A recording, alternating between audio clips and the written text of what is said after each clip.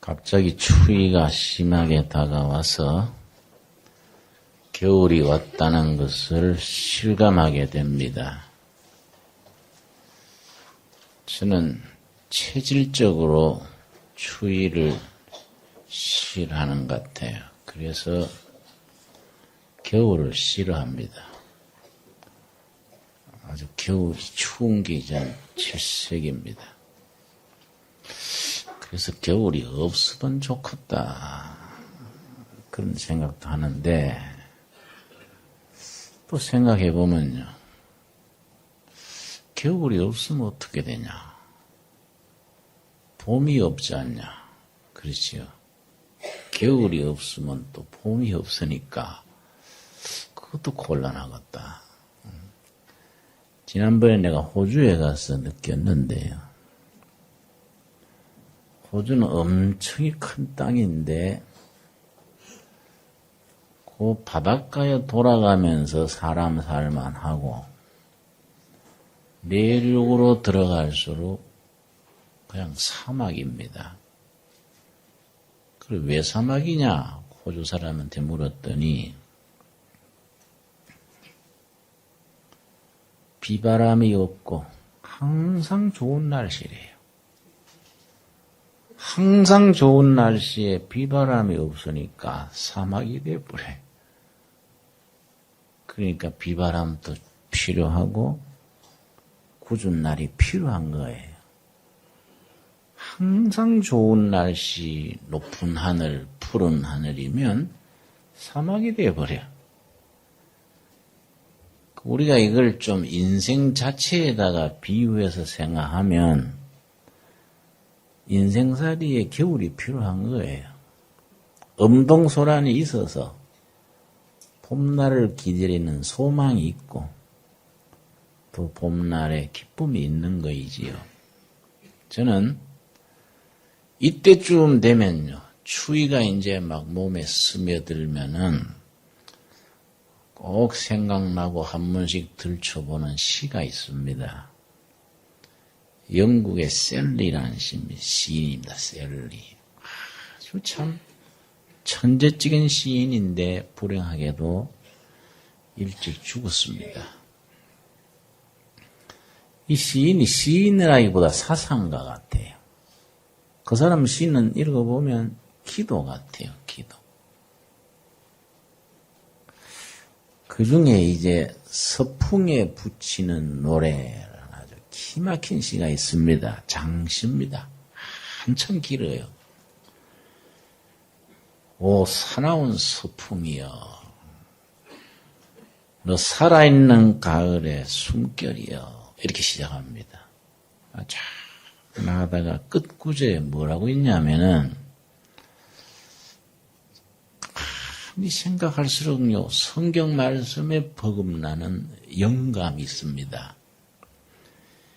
이 부르는 노래로 인하여 꺼지지 않는 아궁이에서 재와 불꽃을 날리듯이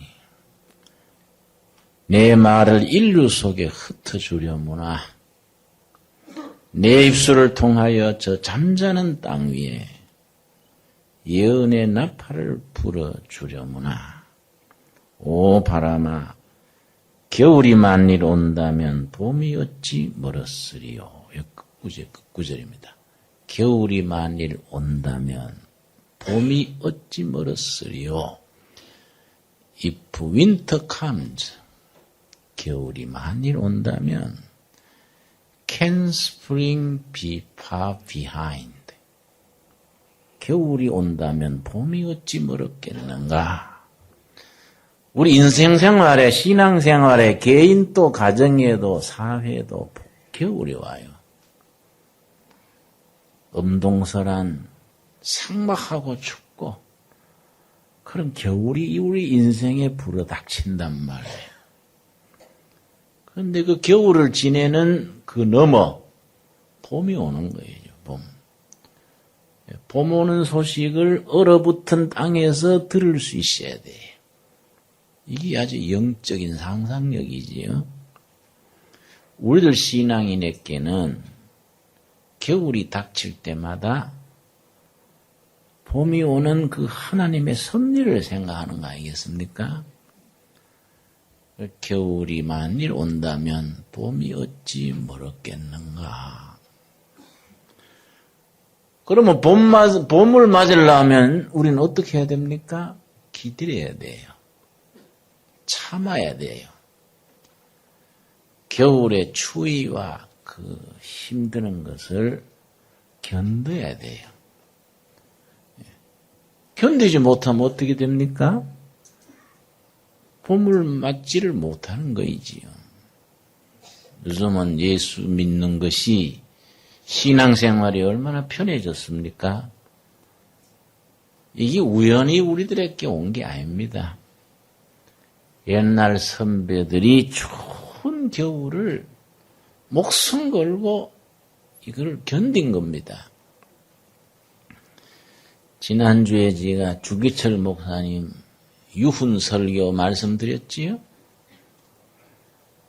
감옥에서 딱 3일 휴가 받아 나와가지고 마지막 설교하면서 5가지 나의 기도 제목.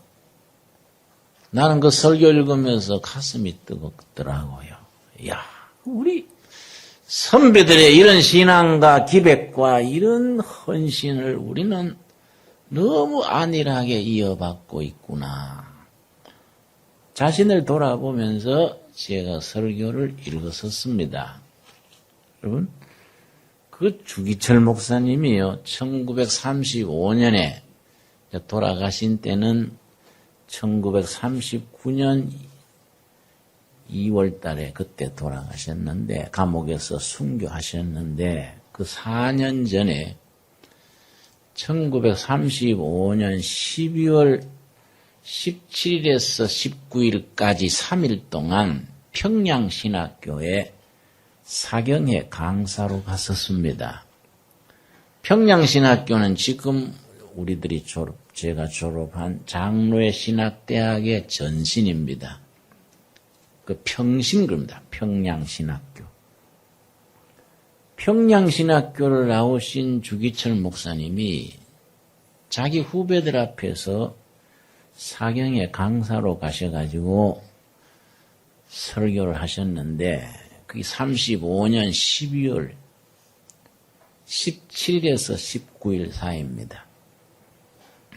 19일 날 마지막 설교가 아주 역사에 남는 설교입니다.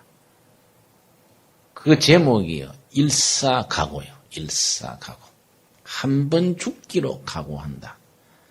그날 본문 성경이 오늘 읽은 본문 요한복음 11장 16절입니다. 일사각오란 제목으로 설교할 때 본문 성경 디드모라 하는 도마가 다른 제자들에게 말하되 우리도 주와 함께 죽으러 가자. 우리도 주와 함께 죽으러 가자. 예수님이 나사로가 병든 소식을 듣고 나사로가 죽었다는 말을 듣고 거기에 찾아갈 때에 그 내용을 잘 모르는 도마가 의심 많은 도마 있지요. 회의적이고 합리적인 도마가 우리도 주와 함께 죽으러 가자. 그때는 별 생각 없이 그렇게 말했을지 몰라도 나중에 도마는 페르시아로 인도까지 갔다가 인도 사람의 창에 찔려 죽었습니다. 그러니까 자기의 그 말대로 실천한 거예요. 그 옛날에 인도까지 가서 창에 찔려 죽었는데요. 참 얼마나 그 열매가 풍성하냐면 뒷날에 1800년대에 영국 선교사가 인도에 갔더니 도마가 전해준 복음을 모여서 믿고 있는 교회가 있는 거예요. 이게 참 역사적으로 유명한 일입니다. 우리도 주와 함께 죽으러 가자. 이 요한복음의 이 본문 말씀을 본문으로 이제 주기철 목사님께서 일사각오 이런 제목으로 이제 평양신학교 학생 부흥의 마지막 날 학생들과 교수들 앞에서 설교를 했는 것이 이 아주 명설교입니다. 그때 모인 분들이 아주 가슴을 뜨겁게 했습니다. 여러분, 조기철 목사님 감옥에 있을 때요, 그 부인 사모가요. 참 난 들을 때마다 가슴에 찡해요. 감옥에 추위에서 고문받으면서 목숨 걸고 싸우고 있는 남편한테 그 사모가 꼭 따순 국 한 그릇 대접하고 싶은 거예요, 그 사모가. 근데 감옥에 그런 집에서 끓인 국이 차입이 됩니까? 간절히 기도하고 중간에 사람을 넣어서 허락을 받았습니다. 내 남편 순교하기 전에 따신 국 한 그릇 대접하고 싶다. 허락을 받았어요, 용하게. 근데요, 밖에서 남편이 좋아하는 국을 끓여가지고 추운 겨울이니까 가는 길에 식지 않습니까? 그걸 식지 않게 한다고 손으로 이렇게 받쳤어요. 그 뜨거운 걸 손으로 받쳤는데 얼마나 그게 식을까봐 정성을 들이고 뜨거웠는지 가서 남편 앞에 국구력을 내려놓을 때 손바닥에서 국구력이 떨어지지 않았어요. 나중에 억지로 국구력을 내려놓으니까 손바닥이 국구력에 들어붙어서 거기 일어났어요. 그게 우리 선배들의 신앙이고 정성이요, 정성. 여러분, 그 정성, 그 사랑, 그 헌신, 그게 우리 선배들의 역사입니다, 역사. 그걸 국을 마시고 주기철 목사가 내가 신앙을 십자가를 지고 예수님을 따르겠다. 그걸 같이 다짐한 거야, 다짐. 여기 평양신학교의 마지막 설교 때, 그 마지막 집회 때 마지막 시간 설교에 일사각오에 3가지 각오가 있습니다. 첫째, 무슨 각오냐면, 예수를 따라 일사각오예요. 예수를 따라 일사각오. 그 설교문에 누가복음 14장 26절을 찾았습니다. 누가복음 14장 26절입니다. 우리 한번 찾아보겠습니다. 누가복음 14장 26절 말씀 읽고 주기철 목사가 후배 신학도들 앞에 영혼을 기울여서 설교하기를 우리는 세상으로 향하는 것 다 던져버리고 예수님 한 분을 위해서 죽기로 각오하자. 예수를 따라 일사각오지요. 26절 내가 읽습니다. 물은 내게 오는 자가 자기 부모와 처자와 형제와 자매와 및 자기 목숨까지 미워하지 아니하면 능히 나의 제자가 되지 못하고 무엇을 더 사랑하느냐의 선택의 문제지요. 우선순위의 문제인 겁니다. 어느 것을 인생의 가장 중심에 두느냐. 27절 같이 읽겠습니다. 누구든지 자기 십자가를 지고 나를 쫓지 않는 자도 능히 나의 제자가 되지 못하리라. 여러분, 저도 목회하면서 가끔 갈등에 빠질 때가 있습니다. 여러분, 우리 교회가 다 갖추었는데 한 가지 빠지는 경우가 있습니다. 그게 함정이에요, 함정. 다 갖추었어요. 건물, 추울 때 난방, 더울 때 냉방, 다 갖추었어요. 다 갖추었는데 한 가지 빠지는 거 뭡니까? 예수님 빠져버려, 예수님. 예수님 빠지고 다른 거 다 갖춘 교회가 될 수 있다, 이게. 여러분, 전 체질적으로 교인들이 나를 특별 대접했다고 나오면 아주 거부감을 느껴요. 아주 익숙치를 않고 또 그 적응하고 싶지 않아요. 집회도 가면요, 강사 대접한다고 20명 넘도록 쫙 모여가지고 비싼 거 쫙 가득 시켜놓고 저가 다 먹어, 저가. 응?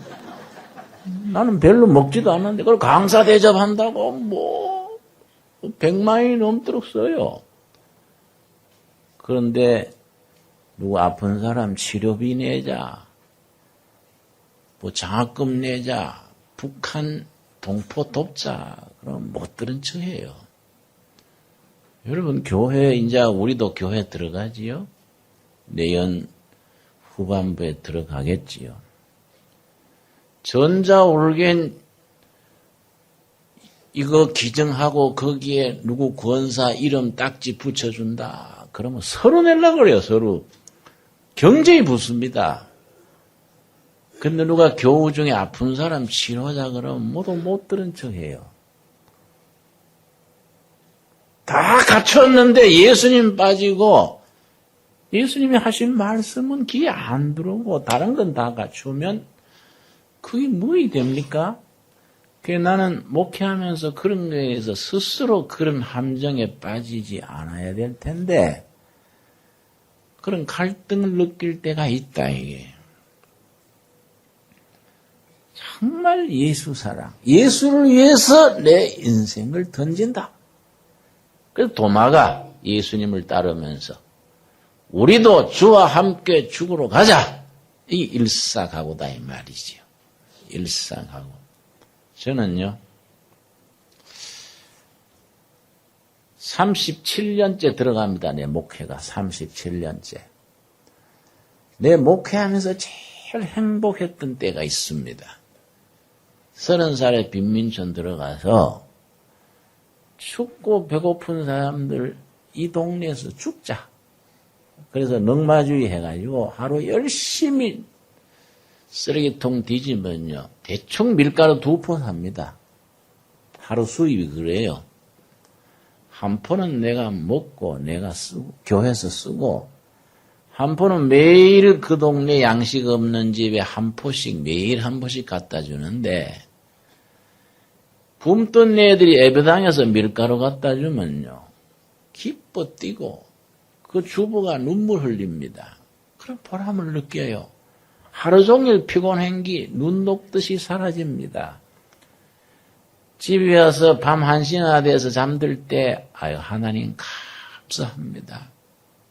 오늘 또 보람된 하루 살았습니다. 오늘 저녁에 내가 하늘나라 가도 감사합니다. 이게 아주 영혼이 편안했어요. 그때가 제일 행복했습니다.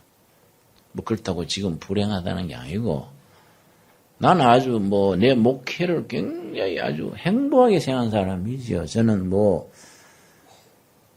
둘의 교회를 참 그렇게 감사하게 생각하고 또 나는 나를 사랑해요.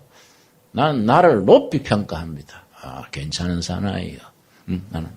나는 내 자신을 아주 그러니까 누가 욕해도 문제 없어요. 네가 날 잘 몰라서 그러지 괜찮아. 왜냐? 예수님이 인정해 주시고 하나님이 기뻐하는 일하고 내 신앙대로 내 소신대로 산다 이게. 나는 아주 해피해요. 그런데 여러분 그 청계천에서 일할 때 그 동네에 훈이 엄마라는 엄마가 있었어요. 그 남편이요. 담석증. 이 강 같은데 돌 끼이는 거 있지요. 그게 엄청 아프대요, 그 담석증이. 근데 이걸 내가 있을 때 수술해가지고 고쳤는데 이것도 재발하기 쉽답니다. 내가 지역가 있는 동안에 재발했어요. 돈은 없고 나는 지역에 있고 뒷바라지 안 해주니까 죽었어요. 그 집 애가 넷입니다. 그 막내 아들이 훈이요, 훈이. 그 훈이 엄마가 저 장안벌에, 요새는 장안벌에 아주 도시가 됐지요. 그때는 비닐하우스에 시금치 밭입니다. 비닐하우스에 시금치 밭에 밥 매주고 살아갔는데요. 그때 내가 전도사지요. 같이 밥 매던 아줌마들이 나를 찾아와서 전도사님, 훈이 엄마 병원에 한번 데리고 가봐 주세요. 그래요. 왜요? 그러니까 낌새가 좋지 않아요. 그래서 왜 어쩐데요? 그랬더니 큰 병 같아요. 무슨 병인데? 그랬더니 자꾸 밤에다가도 구역질하고요. 아랫배가 불러오르고 그렇대요. 그래서 아이고 아는 병이구만. 뭔 병인데요? 그래서 애기 있었구만 뭘. 응? 입도 하는 거제. 구역질하고 아랫배 부르고 젊은 여자가 뭐 그거 뭐 다 하는 병이제. 그랬더니 아이고 전도사님 또 남편도 없이 무슨 애기가 서요. 그래서 남편 있어야 애기 서요. 요새 여자들은요 남편 없어도 애기 잘 서요. 그랬더니 아이고 애들 데리고 묵고 살기도 힘드는데 그럴 시간이 어디 있나요? 근데 에이 혼자 사는 여자가 애기 있어서 부끄러워서 그러는 기요. 그냥 미뤘단 말이야. 밤에다가 거품 품고 까무러쳤어요. 나한테 데려온 거예요. 넉마주의 센터에 날 데려온 거예요. 그 환자를 데리고 병원을 4군데를 돌았습니다. 을지로 육과 중앙의료원, 세브란스 병원, 서울대학병원, 이대 부속병원까지 돌았는데요. 다 입원 보증금 없어서 못 들어갔어요. 이화여대 마지막 돌았는데 오후 5시 지났어요. 동대문에서 버스 타고 이 한양대학 뒤편 들어오려고 그러는데 차비가 떨어졌지요. 하루 종일 병원 다니느라고 다 썼으니까요. 차장 아가씨한테 아가씨 나 이 차비가 떨어졌으니까 이 환자요 같이 좀 태워줘. 그랬더니 차장이 뭐라는 거 하니 아저씨 퇴근 시간에 이 비 좋은데 공차 탈라 하여 좀 기다리다가 시간 지난 뒤에 타세요. 그것도 말이 맞지요. 그걸 얻고 내가 그런 겁니다. 동대문 운동장에서 이 한양대학 뒤편에 우리 청계천 우리 마을까지 걷는데요. 이 아줌마가 자꾸 뒤로 제쳐지는 거예요. 뒤로. 응? 사람이 뒤로 제쳐지면 내가 넘어가잖아요. 훈이 엄마 등에 딱 붙었어. 우리끼리 내외하여 볼 건 안 없어. 뭐 자꾸 제껴지니까 못 가겠구만. 그랬는데 등에 붙여놓으면 좀 가면 또 제껴져요. 그래서 내가 신경질이 나가지고 내가 서방이요. 내가 무슨 오빠요. 응? 좀 사람이 협조를 해야지. 나는 자느라고 넘어진 줄 알았어요. 성동 소방서가 있습니다.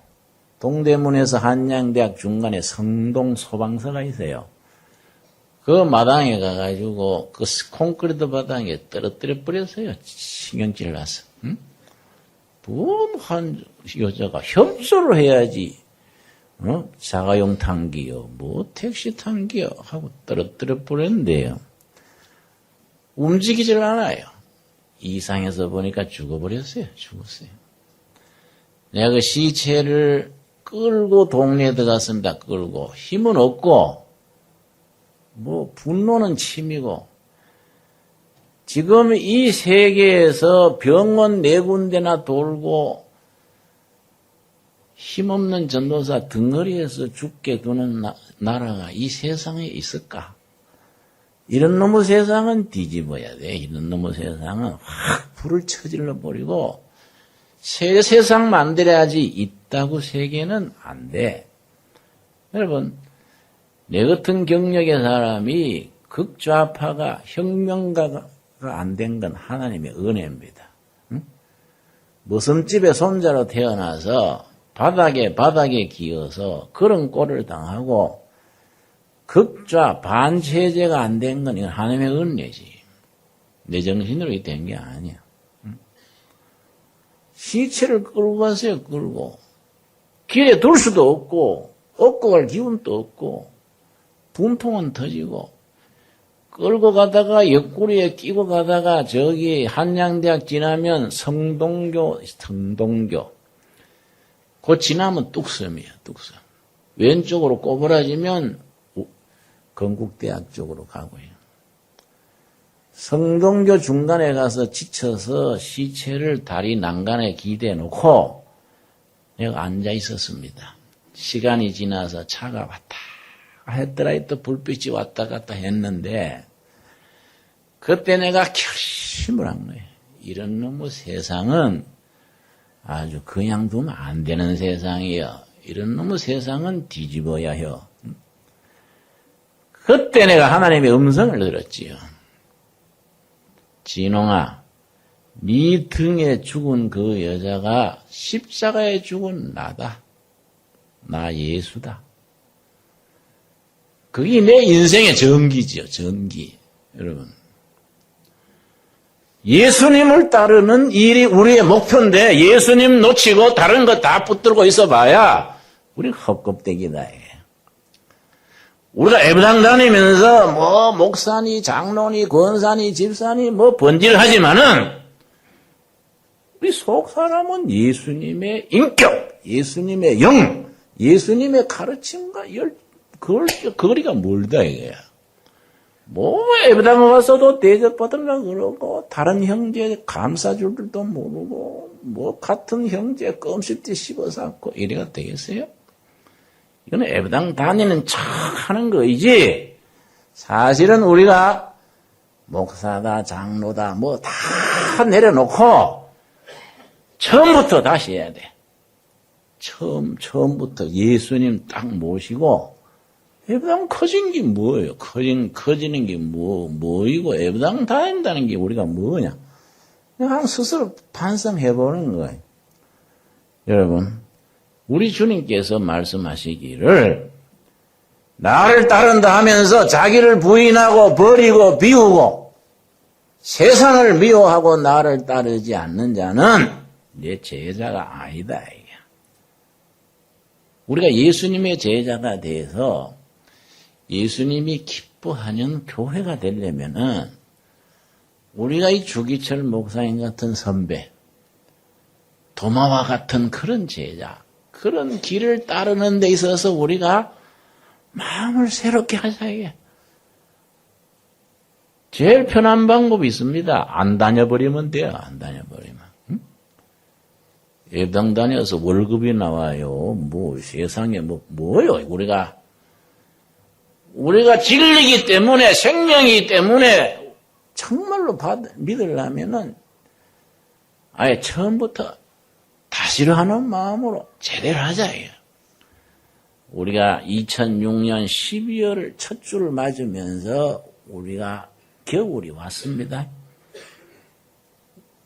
내 인생에도 겨울이 오고 가정에도 겨울이 오고 나라도 사회도 겨울이 오지만은 우리가 겨울을 맞으면서 소망의 봄날씨를 우리가 소망 중에 바라보듯이 우리가 정말로 예수님 생각하고 우리 인생에 이 당하는 시련과 어려움, 고난의 때를 정말로 주님 중심으로 같이 이겨나가자 이게. 여러분 아멘 하세요? 응? 우리가 신앙의 그런 새로운 정기, 새로운 다짐 이게 있어야 돼 이게. 이거 없이 그냥 예배당 왔다 갔다 하다 세월은 가고 뭐예요 우리가? 응?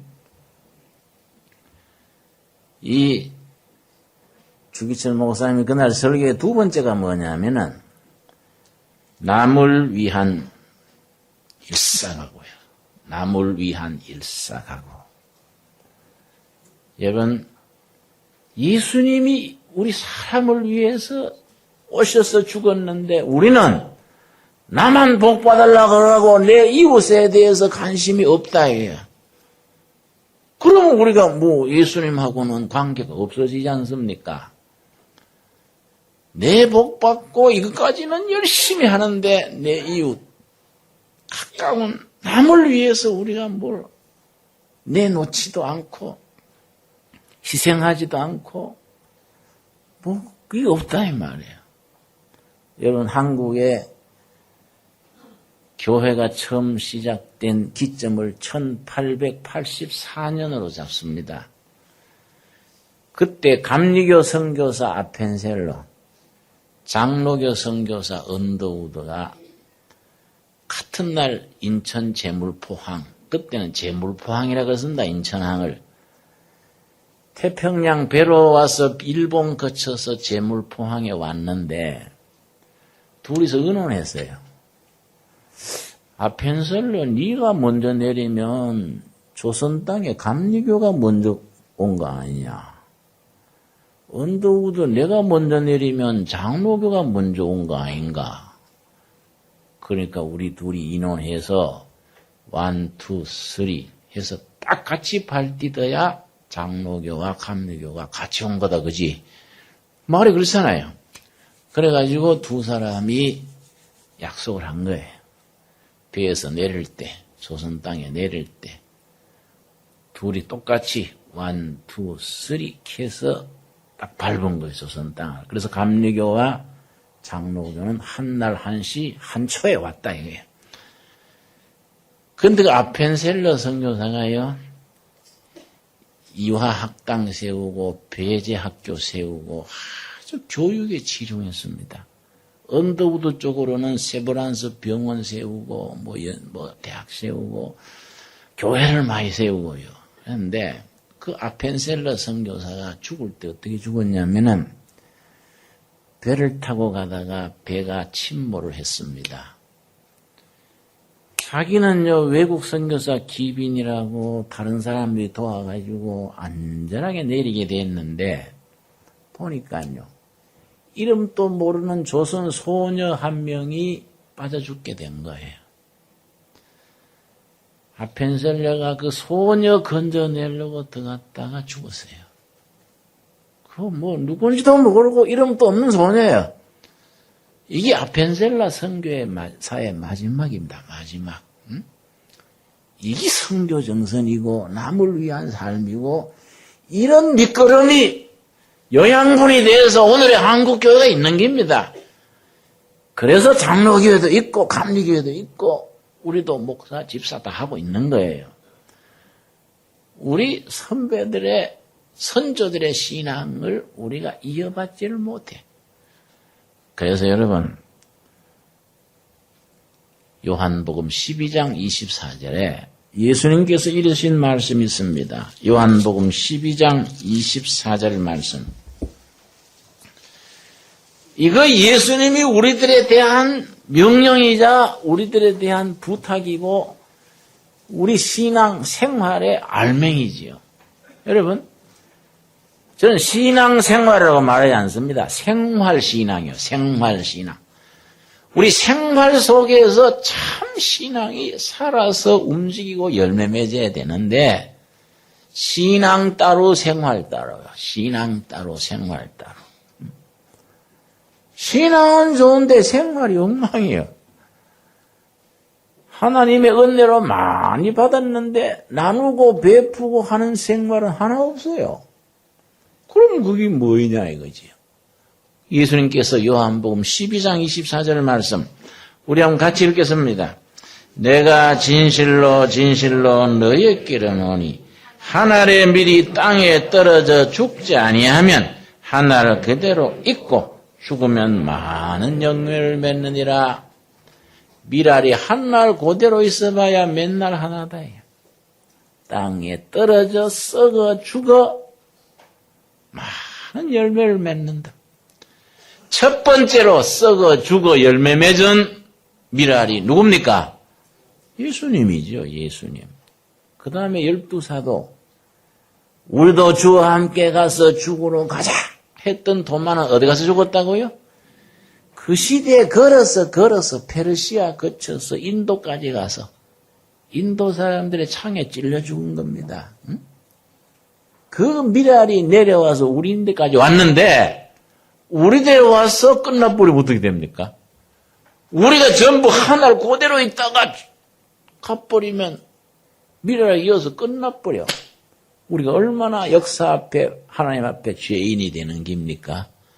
예수님 때로부터 지금까지 떨어져 죽어 희생하고 열매 맺어 오늘까지 왔는 밀알이 내 대에 와서 끊어져 버린다 이게요. 이거 어떻게 되냐 이거. 그럼 우리는 죄인으로 선다 이거이지요. 남을 위한 일사가고죠. 일사가고. 세 번째 우리 주기철 목사님이 하신 말이 뭐냐면 부활신앙을 위하여 일사가고요. 부활신앙을 위하여. 여러분 마가복음 10장에 보면은 예수님께서 예루살렘에 가셔서 행했던 기록이 나옵니다. 마가복음 10장 32절부터입니다. 마가복음 10장 32절 말씀.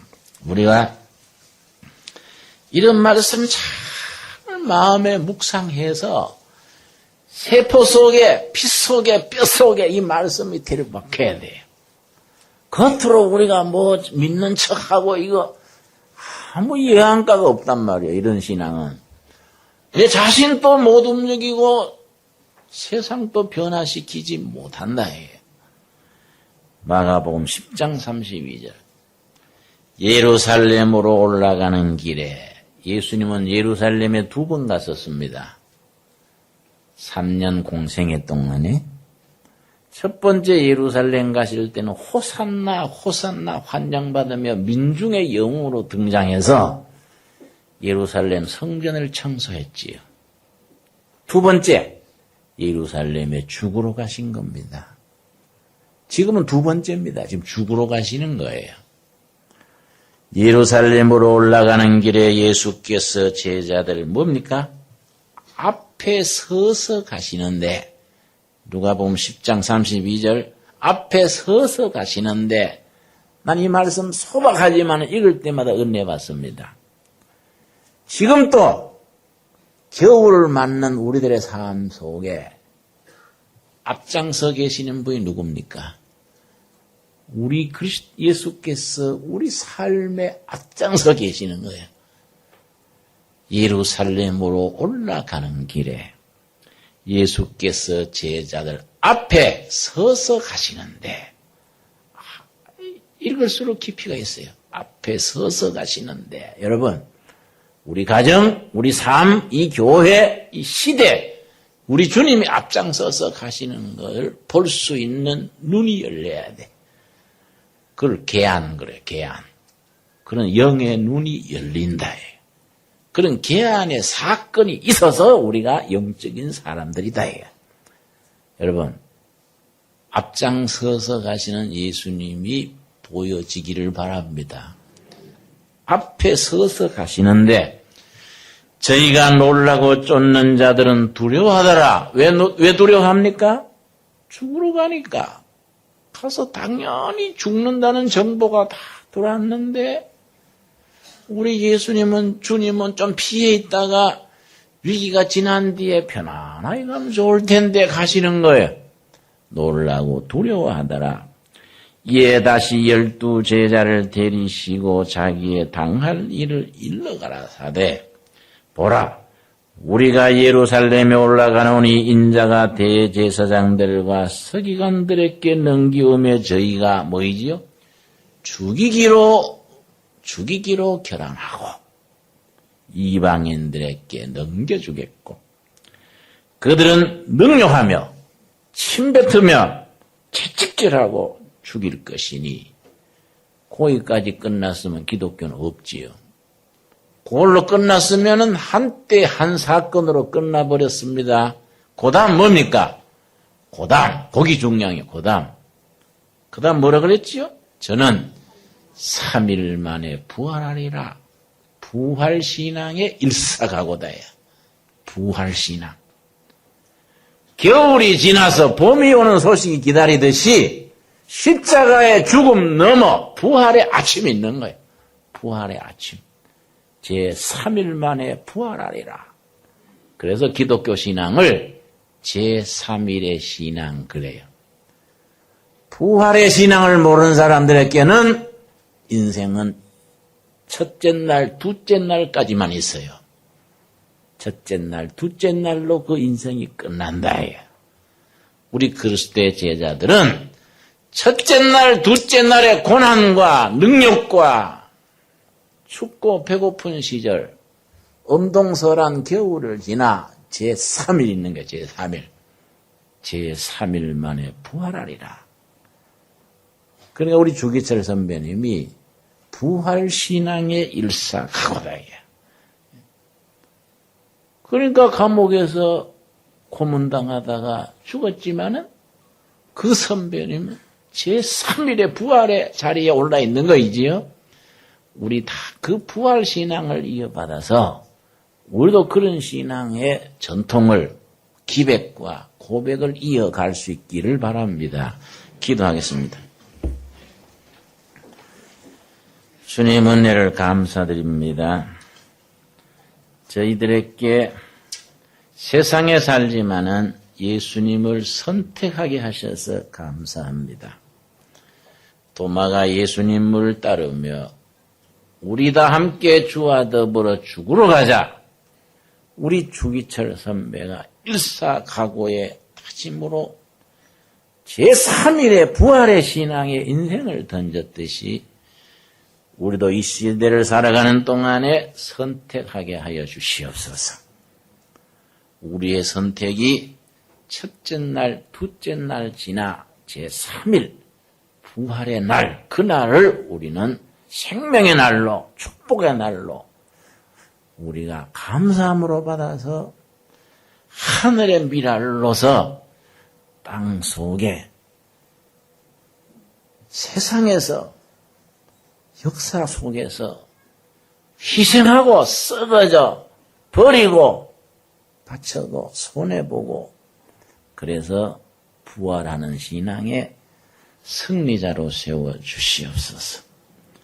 예수님 이름 받들어 기도드렸사옵나이다. 아멘.